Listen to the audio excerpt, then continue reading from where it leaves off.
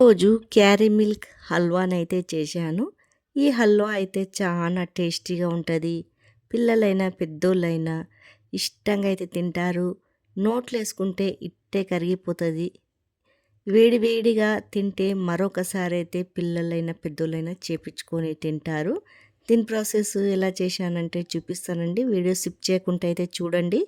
2 పావులు ఉప్మా రవ్వ అయితే తీసుకున్నాను. 1 గ్లాసెడు పాలు తీసుకున్నానండి. ఆ పాలల్లోనే నానబెట్టుకోవాలా ఉప్మా రవ్వని. ఇలా మంచిగా అయితే కలుపుకొని అరగంట పక్కకైతే పెట్టేశాను. తర్వాత ఒక గిన్నె తీసుకొని ఒక చెంచాడు గీ అయితే వేసుకున్నాను. దాంట్లో డ్రై ఫ్రూట్ వేసుకున్నానండి. కాజు, కిస్మిస్, బాదాము ఇవన్నీ వేసుకొని దోరగా అయితే ఫ్రై చేసుకొని పక్కకైతే పెట్టేశానండి. ఆ గిన్నెలోనే 3 గ్లాసుడు చక్కెర అయితే కొలతతోటి వేసుకున్నాను. 2 కప్పులు ఉప్మా రవ్వ వేసుకున్నాను కదా, అందుకే ఇది 3 గ్లాసులు అయితే చక్కెర వేసుకున్నాను. తర్వాత ఇలా మంచిగా అయితే కలుపుకోవాలండి. క్యారీ మిల్క్కి కొద్దిగా మంట తగ్గియాల, కింద మాడిపోకుండా. చూడండి, ఇదంతా ఇలా కలుపుకున్నాక, ఇలా అంతా మంచిగా కలుపుకున్నాక గడ్డలు కట్టకుండా కలుపుతూనే ఉండాలా. ఈ విధంగా అయితే గడ్డలు కడతాయండి. చిన్న చిన్నగా కలుపుతూనే ఉంటే ఒక 5 నిమిషాలు పడుతుందండి క్యారీ మిల్క్ రావడానికి.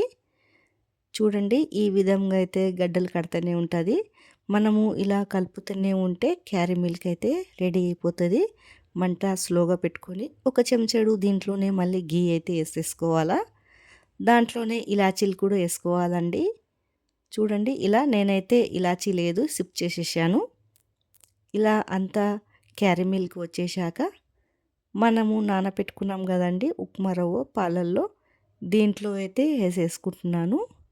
సిమ్ము మంట చేసేసి వేసుకోవాలండి, మాడకుండా.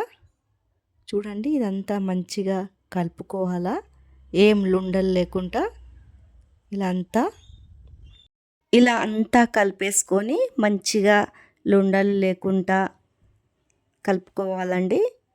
ఆ గిన్నెలోనే నేను కొద్దిగా మరొకసారి పాలు వేసుకొని దీంట్లోనూ వేసేసుకుంటానండి. కొద్దిగా పాలు వేసుకుంటా కలుపుతూనే ఉంటే ఏం లుండలు లేకుండా చాలా బాగొస్తుంది. చూడండి, దీంట్లో పాలు వేసుకొని ఇలా అంతా మరొకసారి కలుపుకుంటున్నాను.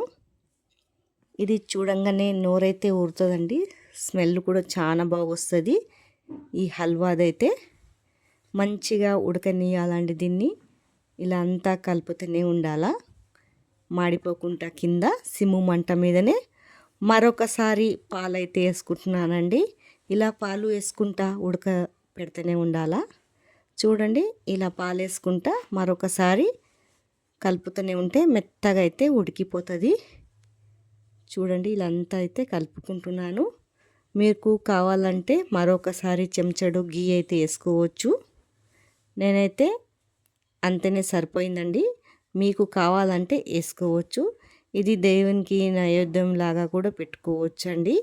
ఇలా చేసుకొని చూడండి, ఇదంతా బాగా కలుపుకోవాలా. ఇలా సిమ్ము మంట మీద ఎంత మంచిగా అయితే మెత్తగా అయితే ఉడికిపోయింది. పైనుంచి ఇక డ్రై ఫ్రూట్ వేసి దింపేసుకోవాలండి. టేస్టీ అయిన హల్వా అయితే రెడీ అయిపోయింది. మీకు నచ్చినట్లయితే లైక్, సబ్స్క్రైబ్ చేసుకోండి.